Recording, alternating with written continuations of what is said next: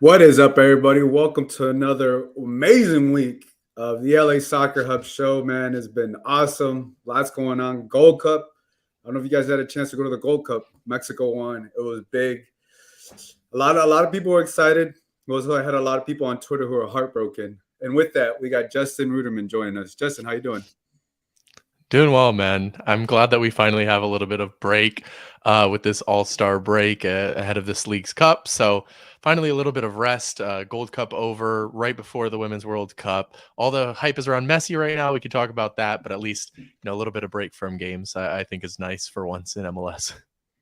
Yeah, like the breaks from games because they were going in and out. There's just so much stuff coming in, and yeah. Well, we got the MLS All Star Week coming up this Hmm. here in a couple of days. Also coming into town, yeah, like the Women's World Cup. It just keeps on adding and adding on. Yeah, and it also Messi. Just seeing the Messi news. It was unfortunate that it was raining there for them. Um, but yeah, but it is what it is. The goat showed up and all that. But yeah, do we start about the Gold Cup? Should we talk about the Gold Cup, or should we Let's skip hop right over in. it? Let's hop Let's right hop in. right. So I don't know if you've noticed. I don't know if you guys can see. I got my Mexico shirt, jersey. I got the scarf as well, and it was a big weekend for us, Justin. So let's get things started the right way. Oh, for those of you who are not on video, he just put a sombrero on.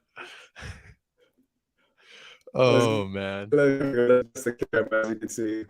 Big weekend. So the Gold Cup.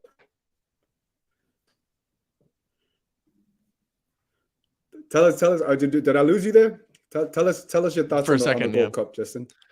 There we go.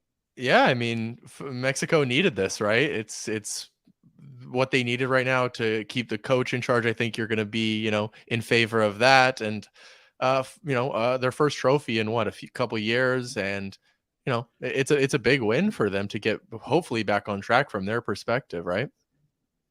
Yeah, look, what I would say, being at SoFi Stadium, it was insane. I think you got an opportunity to go last year at the Gold Cup or the Leagues Cup when they did it. But I don't think I've ever heard a stadium this loud. It was only 70,000 people at the stadium, but just the way that the SoFi Stadium is built, it's designed. As soon as Santi Jimenez goal went in, or even Henry Marti's first goal went in, and as soon as Santi Jimenez goal went in, it was just insane. It was loud, just beer showers. I almost want to say like it felt like when Santi Jimenez goal came, it just felt like the showers going for like 30 seconds or so. Like it was nonstop. My brother was at, he was like in the second, like in the 200 section. I went down, watched it with them for a little bit. It was just like nonstop, like rain, like beer showers. It was just going. It was an insane experience. But like after a minute of that happened, you just saw nothing from like down from like the 500 section, and it was just like it was just incredible experience. Just seeing that, obviously seeing Jimmy Lozano getting his trophy, getting the recognition, because there's been obviously the decision whether he's going to stay on as coach or not. But look, man, I'm sitting smiling. We won the Gold Cup. I don't want to get too overly excited because we got Copa America, which is obviously the biggest deal, but a win is a win. You got to celebrate the wins, right, Justin? Absolutely. And can we talk about Santi Jimenez? Because this guy just won Mexico a Gold Cup with, basically a last minute winner, a solo goal running from basically midfield on his own. Incredible, fantastic goal. But everybody knew that he's the best striker in Mexico's player pool, right? He should be the number one starter, and he hasn't been. I think that after this, he has to be, right? I mean, all the fans knew it. Now it's time for it to finally happen on the pitch, right? That was the biggest thing too. Seeing Santi Jimenez finally get his moment. I think everybody we've all seen what he's done with Feyenoord. We've seen what he's done with Cruz Azul, and I think everybody was just waiting for that moment, and this was his moment. Scoring the game-winning goal. The way he just took on the defender and just he led himself with that pass, and then just finished it with his left foot. We've seen him take on defenders like that, but just doing it in the final, and then obviously just the way he did it and how special a moment it was, and you saw how he celebrated and how much that goal really meant to him. He had that special moment. He had that special play, and I think now that he has that, Hopefully you're going to start seeing more and more of him. Potentially, hopefully, start. He is the best striker. I would even say he's the best striker in Concacaf. Okay, Because let's just the not way go he's playing. overboard.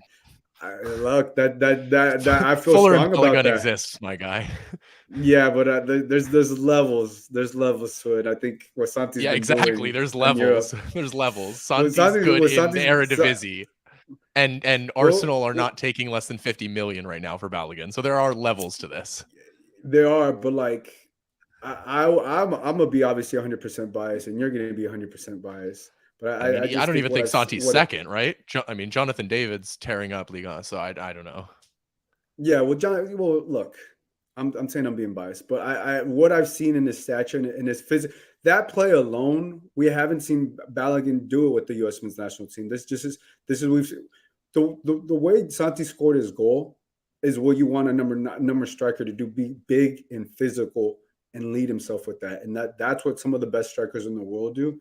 And I think just seeing how what you expect from him, and you see the pace and the speed. I don't know. I give that goal 10 out of 10 just because what he did and how he positioned himself from half field just to go and score the goal. It was an insane play.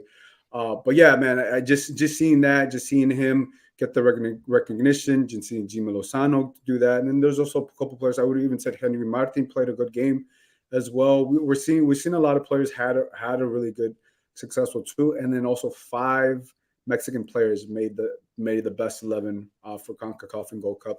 Look, I don't want to get overly excited because it is Gold Cup. Copa America, like I said, Copa America is the real deal. But at least for me, I think this is Mexico is on the right path. And now there's that foundation that we didn't have with Diego Coca. There was a lot of different things, and I think this is like the first time that we're starting to feel proud about the team again. I don't want to jump the gun, but you're starting to feel proud after the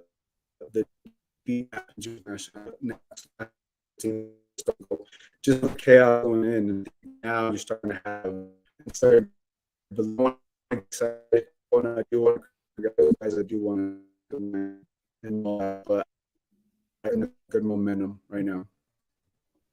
Yeah, I So, think no, I think you're right. I think the one issue is that not it's not about Mexico, but it's more about the Gold Cup, right? Because I think the Gold Cup is on the way down because nobody seems to value it really anymore. No, not sending, the first teams, choosing like the Nations League, which I think that we can all agree was originally a money grab tournament, over it because of the way that it falls in the schedule, and it's hurting the Gold Cup. And then you add Copa America in there, and it's like, why are we even focused on Gold Cup anymore? And I think that, kind of hit this year where it's like, is it really the tournament that it used to be? Unfortunately, I don't think it is. I hope we can build it back to that. But yeah, as far as the Gold Cup, unfortunately, not that great. As far as the Mexico, hopefully for them on the upswing. yeah, that's the thing. It's like with the tournaments that they're having around. I mean, it is losing its value, and Copa America is coming, like you said, coming here next year. It's like they kind of just overdid it with the tournaments, right? Like you can only have so many tournaments, right? And you can only have so many people care about these things, especially when you have the Nations League right after the Gold Cup. It kind of just seems a little weird, at least for me, because then you have to question, right? Like, okay, what's going on with this? It does feel like a money grab. Which trophy really means more? Does the Gold Cup mean more? Does the Nation Leagues mean more? Does Copa America? Obviously, Copa America is Copa America.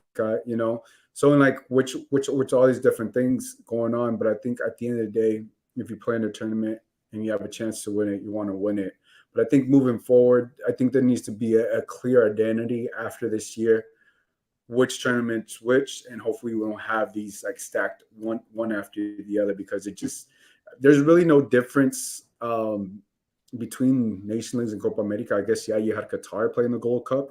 That's the only difference. I don't know, like what I'm saying. Like I don't know what's going on with CONCACAF and doing this. But yeah, I think the big test for Mexico and obviously for the U.S. is Copa America and how they prepare for that, because then also that's going to lead into the World Cup. And I think also like before, like when Diego Coca and just the way things ended with Tata Martino, the Mexican national team, I was like, I don't know what's going on with the national team or anything like that. Then comes Jimmy Lozano, right? It was really quick. He wins the Gold Cup.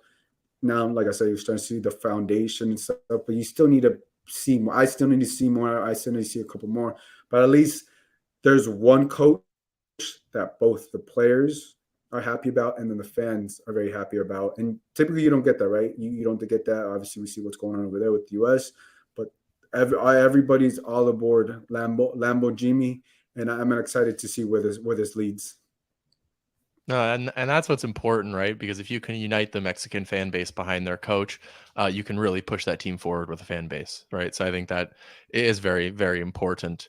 But yeah, I mean, the reason that they did the Nations League was just they're trying to copy UEFA, you know what I mean? And UEFA only added the Nations League as a secondary tournament, money grab tournament to a Euros, right? Which would be their equivalent to the Copa America, whereas we did it because it was our equivalent to Gold Cup, but that was without Copa America. So now it's just too many tournaments. I think, in my opinion, you axe one, but I doubt that's actually going to happen. So we'll see. But to me, it's like Gold Cup is a long-standing tournament that should be valued, and there just shouldn't be a Nations League, in my opinion. But I don't know if we're going to ever get there anymore. Yeah, yeah. No, I mean, just look, and I think it was also key for CONCACAF that you needed to have Mexico in the final because just Mhm. being at the stadium, being the turnout, it was just insane. I mean, having to be there for a few games. It reminded me like some of the Rams games I've gone, like how packed it is. It's been a while since I've been to a Rams game, and it was just like it was awesome to see a game that packed and the emotion and just the way SoFi, the energy that SoFi brings, and just the lighting and all that different things. It's just a very exciting venue. Yeah, and I hopefully they have more tournaments. So obviously, hopefully Copa America. I'm assuming are going to play a few games there. I think they just announced the logo and all these different things because obviously with Messi coming here and all these different things, it just adds more and more to the growth of the game here in this country. Justin, I want to talk a little bit about more on what we see with Messi coming in here with that the potential. I know there's been also a little speculation that Copa Libertadores, that Liga MX, and MLS potentially join that. Let's shift over and let's talk a little bit about that. Yeah, I mean, the biggest moment in American soccer history with Messi joining. I really don't think there is much understating what this can mean for the league. There's already, I believe, an owners' meeting tomorrow about rule changes, discussing, how you can bring in players like adding Jordi Alba, who they're about to add, and potentially Luis Suarez, who you would probably have to give a DP spot to. So things have to change in order for Miami to build this super team that they want to build. And while that does, give them a head start over other teams, they're the ones pushing it. And so to me, it's like, they deserve that for changing MLS and the way that Beckham did back in the day. And that is what it's always going to be compared to is that move or Pele's move. But I think when you look at Beckham, since it was obviously the same league, back then it was just such a small league, and he made it into a league that was established really and a real league. And now it goes from that to a league of choice, right? A league Mm-hmm. where players decide I want to go there. Not only is it they can get a good amount of money, they can get reasonable salaries, but it's a great place to live in America, and the quality of the league is improving day by day even at this point, right? So I think it's just incredible to see, and hopefully he performs as well as everybody thinks he can with that team. Busquets as well. It's really, and I think Busquets is just going under the radar because of Messi, right? That would be, that would get so much hype if it wasn't for Messi. Jordi Alba as well, but it's just like they're all taking in the shadows of Messi. Busquets got, I think, 5 or 10 seconds to speak at the unveiling. So but yes, obviously it's all about Messi, and I think you see that from the media today at training, right? I think one of the Inter Miami reporters tweeted, for 3.5 years, I was one of the very few, if not the only person at training for the past years, and now Yeah. there's 100+ people at training with the best cameras that money can buy, ready to broadcast his training right on Apple TV. So it changes the way that everybody views this league, and around the world. I think it will do a lot, and hopefully those Apple TV subscriptions go way up for the season pass. Yeah, look, that's what happens when you have a player like that. That caliber changes the game. It changes obviously the league and how it's perceived and all those different things. And I think that's what you want too. And I think they should change the rules and everything. Look, if Miami's able to build a super team, let them build a super team. I have no problem with it, but that would assume that would trickle down to every MLS team too, right? With LAFC, obviously we are LA Galaxy. I think the rules, what we've mentioned and we've talked about it, they're kind of behind and they limit the clubs just so much. And like when you get a player like Messi and his teammates and his friends want to come play with them, like how are you not going to open it up and change the rules? Like you need to like it's only going to grow. It's only going to get more. And also too, I think the aspect of Messi going to the Publix, the him shopping, going grocery shopping, right? Just like any other human being, and just seeing how he was able to just shop, and obviously it didn't look too chaotic. I also that is also a great marketing tool for other players that can't even do normal things in Europe. I think that is very appealing to players out there that look like, well, if he can somewhat, he wasn't stormed by people in Florida, and he's the biggest, obviously, soccer player in by history, and he can live somewhat of a normal life, then I could probably also live a normal life too. I think that's also another marketing aspect for the MLS and for players also coming here. No, absolutely. I mean, was it a marketing play to send him to Publix and have him with the Inter Miami sponsor? Absolutely. Was it a genius marketing play? Absolutely. It was pulled off to perfection, and it was, he all these images are spread around, and you talk to Carlos Vela and he said, yeah, that I mean, it's great. He's not going to be swarmed in the way that he would be in Europe or Argentina. And Vela said that's part of the reason I came to LA as well, is so that I can live a normal life outside of the game. Right. So I think it's clearly something that it draws players here, especially players of that caliber who, want to live a little bit more of a down low life, which I think you can, look at players like Avella or a Messi, not that they're comparable, but in that sense, they both want to be, a little bit out of the spotlight as much as Messi can be, when they're not on the pitch. Yeah, and just be not be like stormed as much because just I can only imagine like just being having to walk outside and you're like damn, like like like Hmm. damn, like people like like but like they're your fans, and then they you see fans even like the one video I did say was which is kind of weird is just like that fan that kissed him. I think that's when like I don't know if you saw Yeah. that video. Like that just was. I think when things like Crossing a that line happen, there. obviously, it's crossing the line too. And that's what I think. That's what he's just probably like, man, like every time he has to step outside the house, and I could only imagine him feeling or thinking like, man, I just want to live a normal life, and like something. Sometimes I feel like when it gets just too crazy, it's like why even go outside? But it looks like he's gonna be able to do that in Miami. It looks like he's gonna be able to do that obviously here in the United States. When you compare it to Argentina, when you compare it to obviously Europe and all that, and obviously like you said, he's still the greatest player ever. But like I think there comes a point in someone's life that just wants to be able just to relax a little bit more, at least just in the personal when you do certain things. And I think getting away from Europe, getting away, obviously from Argentina, it lets them live a little bit more normal life. Well, we'll see what happens with that. Messi makes his debut this weekend. I think they play Cruz Azul this Friday or Saturday. I can only imagine he's going to play like 20, 25 minutes. I can't imagine him playing like full 90 minutes. I don't see that from Messi, but I think even in 20 or 30 minutes, if Inter Miami is down, which I think we're all probably going to assume so, Messi can bring them back from a potentially 2-0, potentially 3-0. I don't know. We'll see. Maybe a slots on type performance. Messi definitely has that in him. But I just don't see right now Inter Miami having success without Messi having an impact in any way with that club right now. Yeah, I mean, we'll see what happens in the game. But it's just about, yeah, his debut and having him play. And I don't think he'll play, more than probably 30 minutes, as you say, because it's his first game back, right? He's still in preseason, really, starting his preseason today, really, when you think about it. And so it's just not feasible for him to play that many minutes. But he can go win a game with 30 minutes. So we'll see. But again, I don't think there's a reason to put pressure on him to go, have a Zlatan performance in his first game, because it is preseason for him. And I think that's what he uses this Leagues Cup as, is preseason to prepare for that Open Cup, which is what Inter Miami should really be focusing on it for, in my opinion.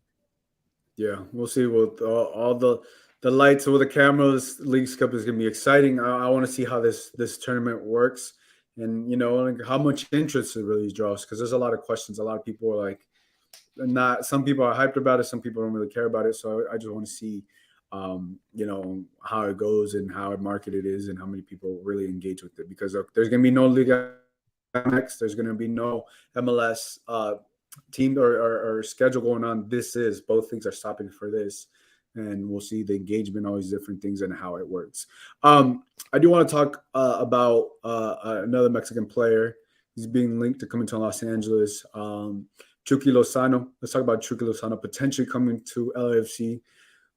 I know that it's a possibility, but also if you know a little bit more about the roster rules and what LAFC kind of has going on, it's a little difficult right now. Let's put it that way. It's a little difficult for Chucky Lozano just to come in, because they would have to move a couple of different pieces. But give me your initial thoughts on Chucky Lozano potentially coming to LAFC. Yeah, I mean, this has been LAFC's long-term plan, right? To replace Vela with another Mexican superstar coming in at, what is he, 27, I believe, still.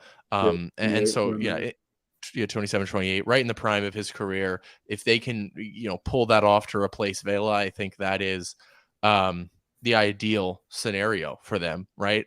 Um, as far as the roster rules, they don't have a full DP slot open right now. They have a young designated player slot open, which means that Chucky can not fill that slot. It would need to be opened up to a full DP slot. There are a few ways to do that. One of them being selling Cifuentes.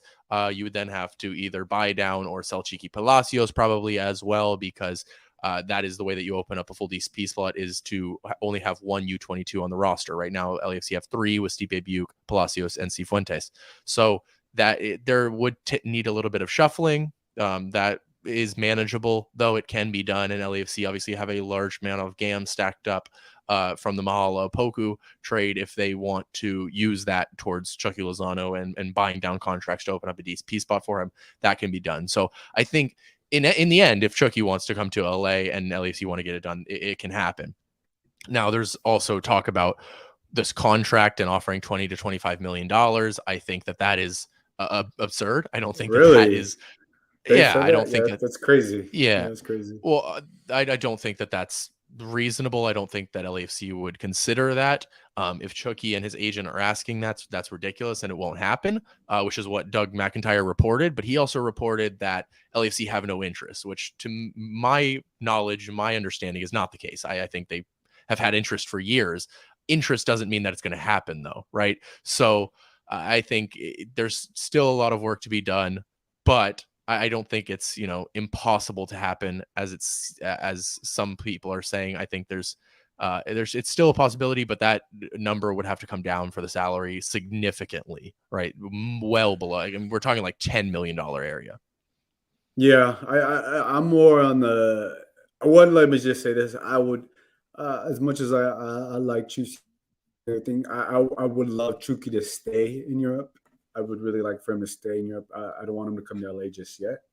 But if it is, we'll see. Like if he comes to LAFC, obviously, I'm not gonna fight it or anything like that. I would love for him to stay out there. But yeah, I think knowing how LAFC operates and how they go about things, I think at the height, I think they were paying like Carlos Vela like 6 or 7 million. Obviously, that was a few years ago.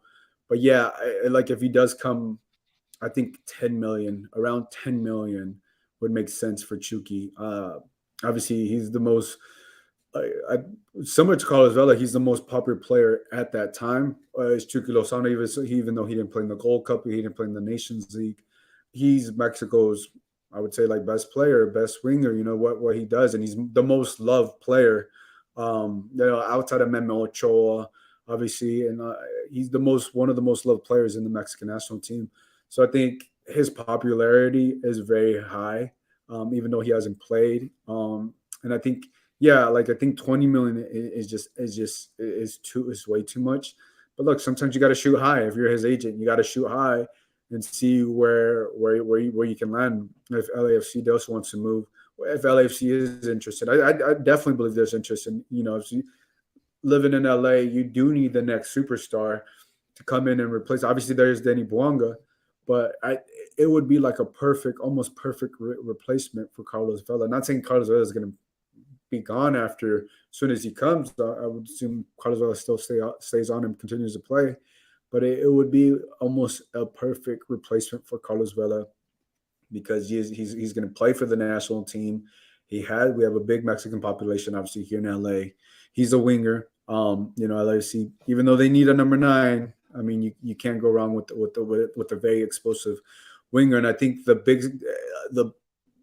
if Cifuentes leaves, which we expected him to leave like almost a month ago, a few weeks by now, if Cifuentes goes on to Rangers, I think if that's the first domino, then that's when I'm like, okay, this is a possibility. And then I think what will really tell us is that when you say the buy down of Chiqui Palacios and doing all that, because then you're like, okay, they're going to get Chiqui Lozano. But there's a lot of things to do because they need Chiqui Palacios. They need that left back. And then I think they need another midfielder. So it's like you're going to be moving a lot of pieces. So right now I think there's a possibility, but I'm not too really sold on it just yet. Yeah, I think that Sifu, I mean, honestly, I don't really expect Sifu to move at this point unless it's in order to bring in Chucky, because I don't see a point for selling him for $1 million and a half. I don't think there's really a point to that. But if that happens, yeah. Otherwise, I don't even see LAC bringing in another midfielder. I think you focus on that 9, but as you say, wingers FC, so anything can happen there.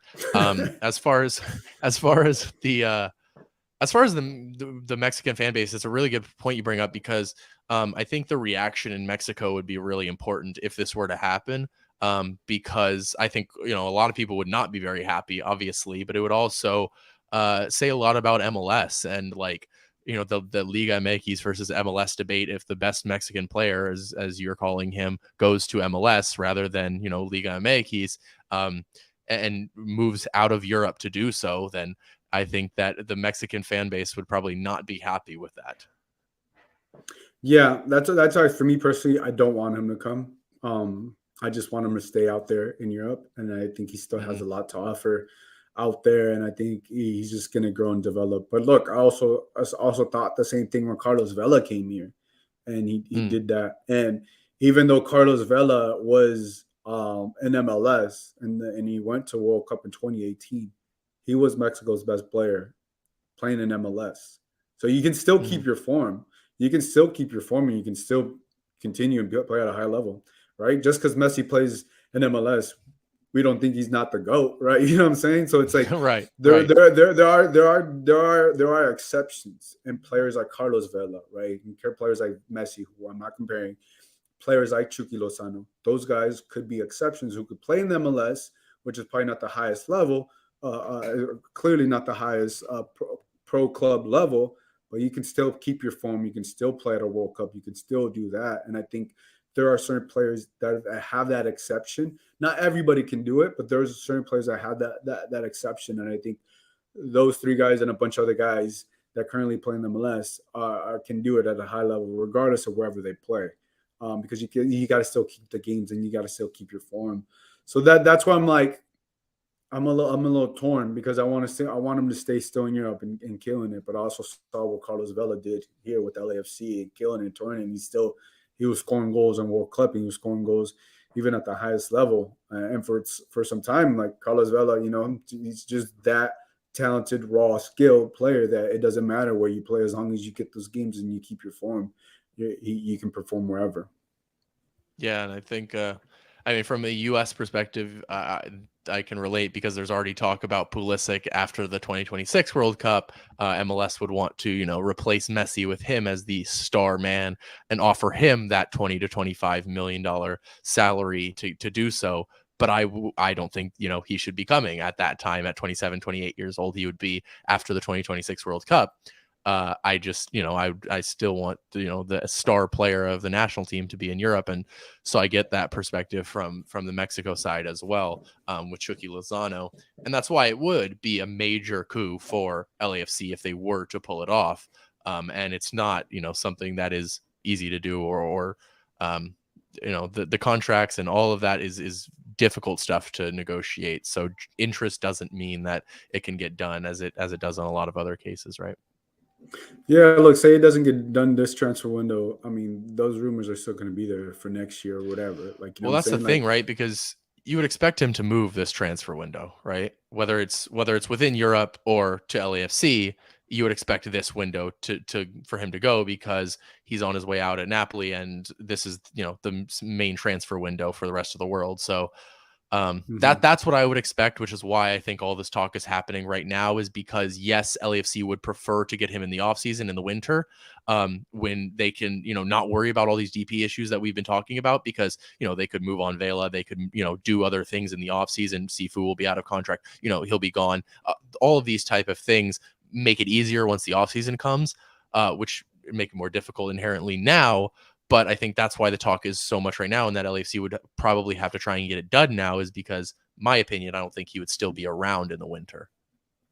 Yeah, it also depends too what kind of contract. If he does like a 1 year contract, 2 year contract, say he doesn't come into LAFC or whatever. Because yeah, then I think this makes it interesting. I think the other point you're talking about, the owners meeting earlier. Say they change the rules, and then they change the rules because the MLS can change the rules. And like, okay, starting today, you can have four DPs or whatever. You know Right. what I'm saying? Like, unless that happens, then I'm like, okay, yeah, he's probably coming. Like, unless that Well, that could happens happen this too. week That or this that could week, happen. like, if that happens, then you don't got to sell seafood and do all these crazy things with Cheeky.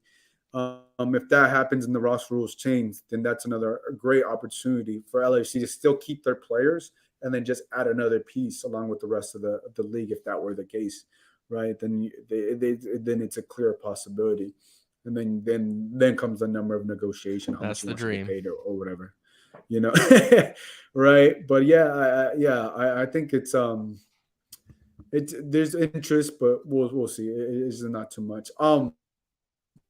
Let's move on. Let's talk the All Star. It's weird that they kind of during the week. We see a couple of the folks we know, a couple of the Miami members out in DC. Arsenal is going to play MLS All Stars. How interested are you watching that? I don't know. I know you're a big Man City guy, but how interested are you seeing Arsenal play against the MLS All Stars? Yeah, I mean, I think the real interest from an American's perspective is Balogun, right?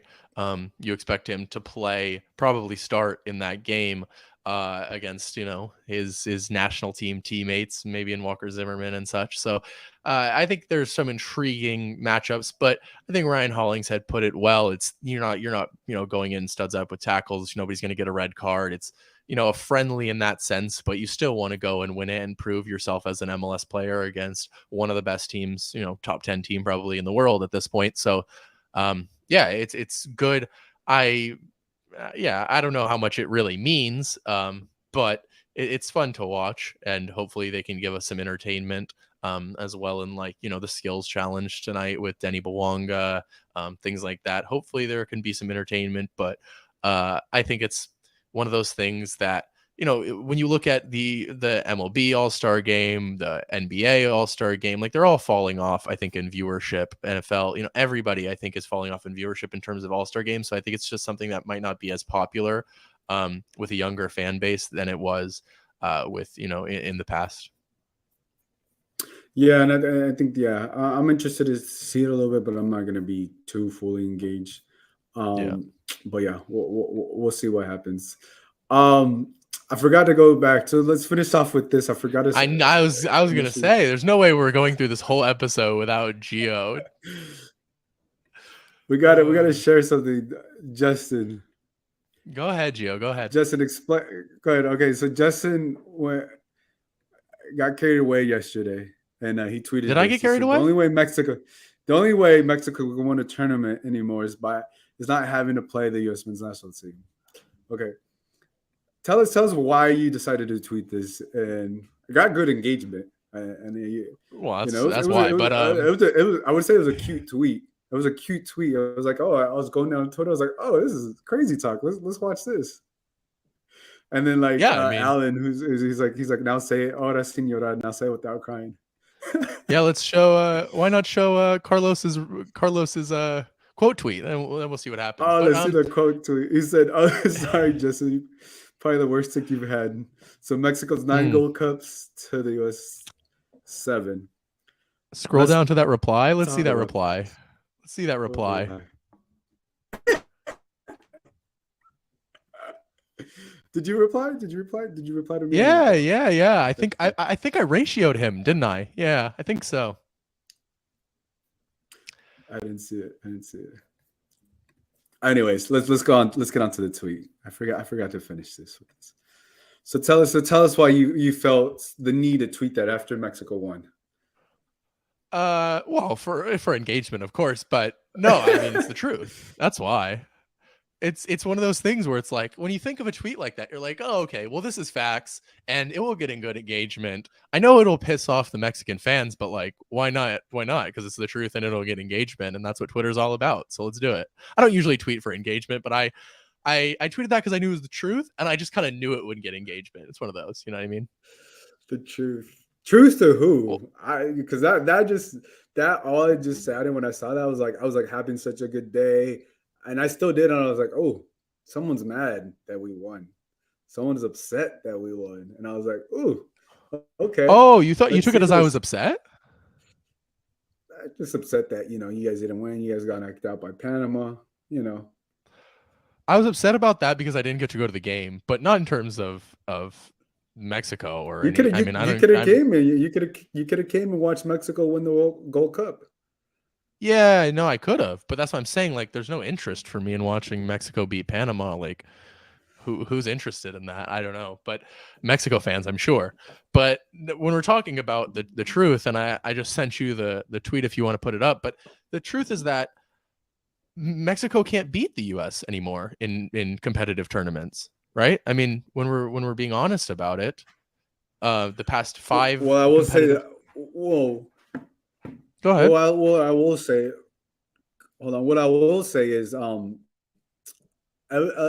men's national has had. It's clear that's had the better half, but also to that, I think the Nations League. It was one in extra time. The one in Denver, right? The first one. It was one in Denver. That was a close one. One in extra time. Totally fine. This last one, right? Let's put it this way: the U.S. is clearly better on paper. Let's put it that way. Clearly better on paper. And on the pitch. Clearly better on paper. This last time with Mexico, no one believed in Diego Coca. No one believed in Diego Coca after what happened with Tata Martino. This is the difference, right? Moving forward, now with Jimmy Lozano, it's different because you've had players that believe in the coach. And I think this is where the biggest difference is for the U.S. and Mexico. You guys are going back to Greg Berhalter, who a lot of people, and I don't even think you and yourself are that high on him, but it's hard. You don't go back to your ex, right? Just to put it that way. You don't go back really when you knew something wasn't working and you gave something a shot and you knew you don't, instead of, we've moved on from Diego Coca, right? After we lost, learned our lesson, we moved on. Look, there's still a bunch of issues with the federation, but I think now it's different for Mexico and U.S. I'm very excited. I really wanted to see U.S. Mexico just like the rest of the world, but unfortunately U.S. didn't make it. And I think it's different from Mexico now because when you have players that believe in the coach, you have players that do that, and you see how exciting coaching matters in this sport. Coaching matters in professional sports, and there's certain things that you saw, at least I saw, that were different. And yeah, I mean, you may say that tweet, but I think that tweet, it's kind of holding the value when the U.S. didn't make it to the final, right? The U.S. didn't make it to the final with a C team. This is our B team too. We don't have Chucky Lozano. We don't have Alexis Vega. Your best striker went and won the game. Edson Alvarez was on the squad. I mean, those are 2 of your 3 best players. No. Yeah, but like those players, Edson Alvarez is looking for a team right now. Edson Alvarez why not get these games going on if you're looking to move on, right? And then also on top of that, Mexico's in this transition period. to see. And Edson Alvarez wanted to play for Jimmy Lozano and all these different things, right?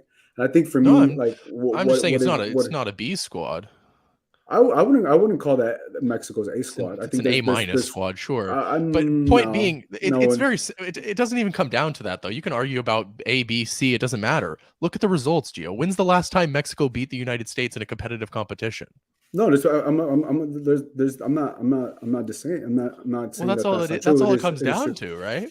Yeah, but like I think for you, yeah, because the last time we didn't have the right players, but I think moving forward with the right players, with the right Okay, coaches and everything like that, with so your argument is, I believe. Your argument is Ted Lasso. Just believe that Mexico can do no, it. no, Just no, no, believe no, no, it'll no, no, no, happen. no, There's no actual no, proof. no, no, There's no no. actual reasoning. There's no actual logic. Yes, you can say that the coach is bringing belief. Sure, Greg Berhalter's not the premier coach for the U.S. men's national team, but ultimately it comes down to the players on the pitch, Gio. And there is a 100%. large Yeah, gap 100%. But between the two we squads, see and it's we only see getting bigger. It's only getting bigger. That's the the key coach. point, right? Because The big if difference is Mexico going to were be the big difference is going to be the coaching this next go around. Watch this next go around. Greg Berhalter, Jimmy Lozano is going to be. Jimmy Lozano is a way better coach than Greg Berhalter, to tell you the truth. You guys may have better players, but the difference is going to be is how you place those players. Diego Coca didn't know how to position those players. He didn't start Johan Vasquez. He didn't start the players that should have been starting in Europe, and that's the biggest difference, at least for me. How you position those players, how you play those players, because even we see in sports, even if you have a better team on paper, the other team that's better coached, better managed, better liked by their players and coached, that goes a long way, because that's what we're seeing. And the U.S., you guys are on the same page. None of you guys. Can you honestly sit here and tell me that you believe Greg Halter is going to take you deep into Copa America? Can you tell me he is the I right guy think for he'll you guys do to have in 2026? I think he'll do better than Mexico in both tournaments. Yes, that is what I Nah, can tell you no without a way, doubt. no way, Yes, no way, yes, Gio, no way, yes, no absolutely. way, no way. Absolutely, Gio. It's about the players. You can talk about Greg Berhalter and Lozano all you want. Whether Lozano's actually a better coach has yet to be seen. Like that, winning this tournament does not prove that by any means.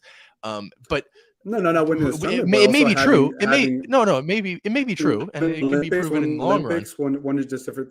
Yeah, one in the Olympics and just having a understanding of how to coach players, because also it comes down to I'm not like saying it's knowing the not players and true. knowing I'm the just saying it players' strength. hasn't been proven yet, right? And once it's proven, that's fine. Even if that is true though, it ultimately comes down to the players on the pitch. And yes, it matters how they're set up. Yes, it matters the coach. Yes, it matters all those things. But first of all, it's not as if the US players don't believe in Berhalter. The fan base might not, but the players in the locker room seem to. So that Yeah, but is, not. But equal. I'm with you. But like, let's ask Gio Reyna But the that point question. Let's being, ask a couple the players point that question. Like, there's certain Sure, players the that don't. Geo thing has to be dealt with, absolutely, and I assume that those talks will be had in the next few months. But the point being, Geo, is that ultimately it comes down to the players on the pitch. It comes down to results. And in the past 5 competitive matches between these two teams, the U.S. has won 4 of them, lifting 3 trophies. Right. So Look, fair. But I look, don't think that there's really. I'm not discrediting that. And like Yeah, that's all facts. But that's been under that has not been under a Mexican coach. That's been under 2 Argentine coaches. Completely different story now. Completely sure, different story. but If Jimmy Lozano, let me say until this. If my tweet Jimmy, is wrong, it's right. Until my tweet is wrong, it's right, and it's been right no, I for just the I thought it past was I thought it was 4 hilarious. years. I thought it was hilarious, and I thought it was it's so funny to tweet it, and I thought it was hilarious, and I was the reason why to bring it up. I was like, it's perfect for engagement too. But like, I also believe like moving forward, like the competitions you've won them, right? It's totally fine. I would say the Nations League one was just the first one. Anybody could have won that toss up. The last one in the at the Las Vegas, yeah, you guys clearly won that. But I don't think you're making it But to be that that shows dress that that. that shows that the gap is widening, right? It was, 3 years ago, 2 years ago, or 3 years ago it was, right? Yeah, it was close. It was US just barely, right? And Yeah, then yeah. 2 No, years later, it's US by there's 3-0 there's domination. clear. Yeah, but Oh, also in like Copa the America, wrong it gets coach. wider. 2026 gets Nah, wider, wider, wider, wider. it's gonna come back. It's gonna come back down. Why? Like What we're actual logic do you have? Because when you look at the rosters, when you look at the player pools, the US has what, 10, 20, 30 young players in Europe thriving. Mexico has what, 5? maybe if that. The Mexican players had a better year this year than any of the American players. Christian Pulisic is moving from a different team. Weston McKennie, I don't know where he's going. There's a lot of moving pieces. And then we also yeah, you guys have all the players in Europe, but like they didn't have really good seasons this year. No, but I'm Like talking having about, a good season. I don't know, it's not but how just you about talk those about, top three. It's not just about those but top also you also 3, 4, having 5 good players. seasons. It's about having a player pool of 20, 30 young 100%, players, 100%, so that some of those will succeed, some of those will fall off, but the ones who are at the top. And when Mexico, I don't know, I can't name for you more than 3 players on Mexico's that are Mexican national team players playing in Europe under the age of 23. I can't name for you Look, more than 3. no, that's totally fine. And I'm not going to sit here and name all these players, but I think moving forward, now that we have a solid foundation and now what we're doing, if Jimmy Lozano is a coach moving forward, there's going to be a big difference with coaching and the coaching decisions and playing positions. Does the U.S. men's national team have better talent? 100%. 100%. Not going to argue that. That's clear as day. Has the U.S. had the better of Mexico? 100%. But moving forward, let's see. You said U.S. is going to do better than Mexico in the Copa America. I choose not to agree with that because I don't see that. And I think now we actually have a foundation. U.S. men's national doesn't really have a strong foundation with the coaching, with all the dilemma and everything that you guys are going through. And obviously we have our own issues too. But I think what I'm seeing, what I experienced at One Out Witness just yesterday, not necessarily win the Gold Cup, but seeing how much these players love this coach, how much these players believe in this coach, that carries a lot of difference, and players will do a lot. And I'm excited to see what happens in Copa America. I'm excited to see when next time Mexico US play. I'm excited to see if it's Greg Berhalter with Jimmy Lozano. And I would love. Doesn't have to be today. I would love to make a bet with you. Love to make a friendly bet. Absolutely. Okay. Absolutely. I totally get it, Gio. Ted Lasso Mexico version. Just believe. Yeah. No, I don't even watch Ted Lasso. I don't even watch. Well, you know the sign, right? The believe sign, or do you not know? Yeah. Well, that's what I'm resting. That's all you're telling me is just, well, what I saw. It looked good. I like the new coach. They believe in him. No, Sure, but belief is great. Skill matters. Talent is what matters. 100%. Ability on the pitch, and that is where Mexico is falling off. We'll see. I mean, you're very on a high horse after Mexico winning, which is totally fine. It's totally fine. No, it has nothing to do with that. It's that you want to argue my tweet, and my tweet is no. You tweet to you. But we'll see. To Look, the facts, we'll see what happens. To the facts. I gotta give you a little bit of grief. I know. I appreciate it, but I love it. But in the end, 4 out of 5, right? In the end, until Mexico can prove that they can beat the United States again, they can't. Fair enough. We'll see. We'll see, because we're gonna replay this clip again, and we'll make a friendly bet, because I love these type of rivalries, and Banter is always fun. If I'm wrong, I'm wrong, and if you're wrong, that's just gonna be the cherry on top for me. Yeah, if Mexico can come back and beat United States in Copa America, beat them in 2026, yeah, let's see it happen. No, I'm ready for it. But with that, Justin, it's been fun. Got me up here with my sombrero celebrating. But yeah, no, it's been a good pod. It's been a lot longer than I thought it was going, and I got a bunch of people blowing me up and texting me about random things right now. Any last words, Justin? Tune into the Women's World Cup. If you have nothing else to do, you want to watch some soccer, Women's World Cup kicks off soon enough. Yeah, it's going to be really exciting. It's not going to be U.S. running through everybody this year. It's going to be a very competitive tournament. So definitely tune into that. Yeah, check it out. Also check out Leagues Cup. I mean, that's going to be exciting. If you're interested, check out the MLS All-Star game. See what happens. See how creative it gets. But yeah, so for Justin, this is Gio. We'll catch you guys next time.